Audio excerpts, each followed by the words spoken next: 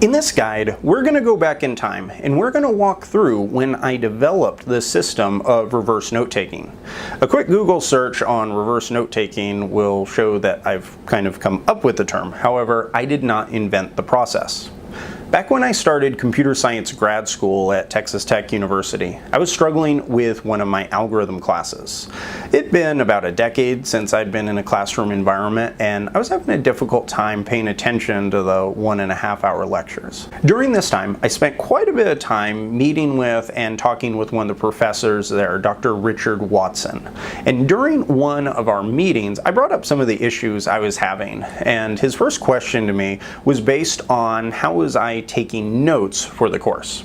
I showed him my notes, and he instantly told me that I was taking notes completely wrong. He pointed out multiple points in my notes where I had missed key concepts that were essentially unifying elements that would help me understand everything that I was learning. And without noting these, I wouldn't understand the topics at all. In reviewing the notes, I realized that he was completely right. I spent my time writing down facts and what I thought were key terms. However, I failed to articulate how everything really worked together. For example, for my notes for the tree data structure, I outlined each of the key elements of binary search trees and B trees, but I failed to describe the key differences of the tree components from the way that they behave. And this is similar to taking notes in a history class and writing down the names, dates, and locations for, say, Napoleon's last battle at Waterloo without describing the critical differences between his old armies with the ones that he actually lost with. Finding out that I was taking notes wrong was great, but it didn't actually help me, and it wasn't really useful without learning an alternative approach. So Dr. Watson asked me to try a different type of note-taking technique. He said to put my pen and paper away during class.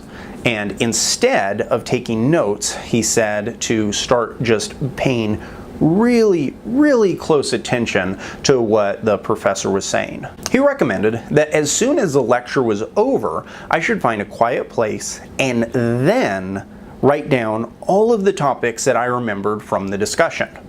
Initially, I was skeptical of this approach, mainly because I was afraid that all the important concepts would go in one ear and out the other. To help quell this fear, he added that I should simply tape record the lecture so that I could use a recording as a safety net for the topics that I failed to remember. Despite my negative perspective on the approach, I decided to give it a try.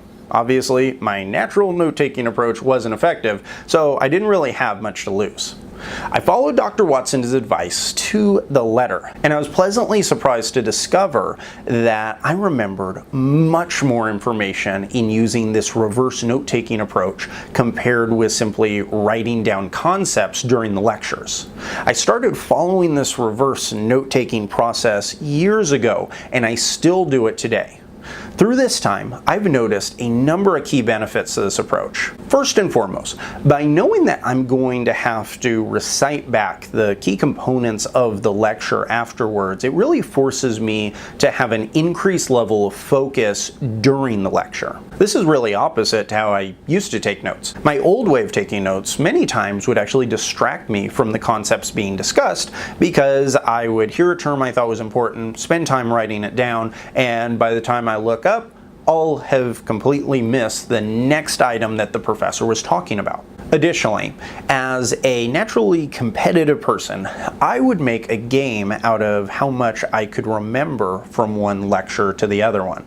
If I was able to remember enough to write down 2 pages of notes on Monday, I would try to write down 2.5 pages on Tuesday. By making a game out of the practice, it forced me to narrow my focus even more on the content. Another benefit to reverse note-taking is that it forced me to think of lectures as a unified story instead of a series of facts. Let's go back to our illustration of Napoleon's battle at Waterloo. If you listen to a lecture about the battle and simply take notes during the class, you'd probably do things like write down the names of the generals, cities where the battles took place, dates, things like that. However, if you simply listen intently to the lecture and recite it back afterwards, you don't repeat back dates and locations. Instead, you're going to naturally remember the battle in a story form. You'll discuss the struggles that the Duke of Wellington had to overcome in order to lead the charge against the French army.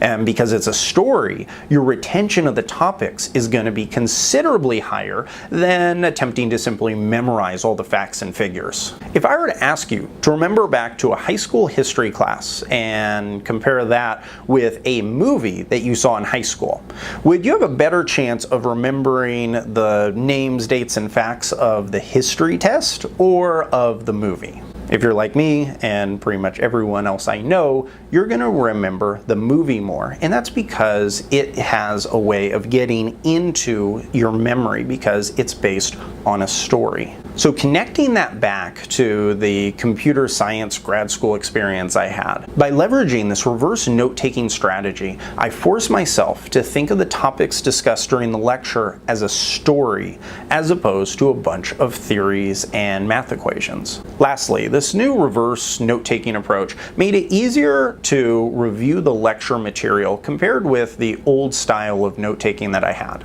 Previously, I would rarely listen to a lecture recording, if ever. Even if I had the intention to listen to the recording, other priorities always seemed to override that single task. I mainly attribute this failure to the fact that for some reason I trusted my notes. However, when I started the new reverse note-taking approach, I would always listen to the lecture a second time to fill in any items that I missed during my post note-taking writing session. I discovered this single benefit to be critical to my success because it became an automatic habit to reinforce my knowledge while also testing how well I was listening and making sure that I wasn't missing any of the important concepts. In contrast to the old way I used to take notes, with my new approach, I didn't trust my memory, so I knew that I had to reinforce it. And the consequence of this was that I would always listen to the lecture twice, with the result being a dramatic increase in retention. Now, I will admit, this approach is not for everyone. I know students who excel with more traditional note-taking strategies. However, if you find yourself in a situation like mine, I highly recommend you giving reverse note-taking a chance, and you may be surprised at how effective it is for you.